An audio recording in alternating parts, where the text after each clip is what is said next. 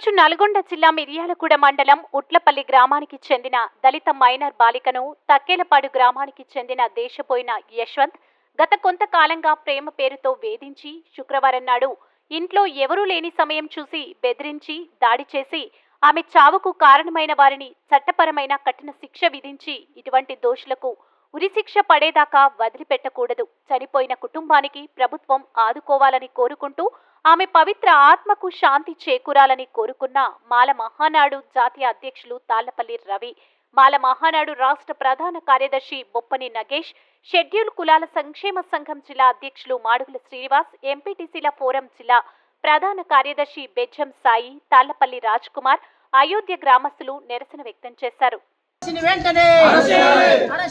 దోషిని వెంటనే అమర హై పవిత్ర అమర హై అమర హై పవిత్ర అమర హై అమర హై పవిత్ర అమర హై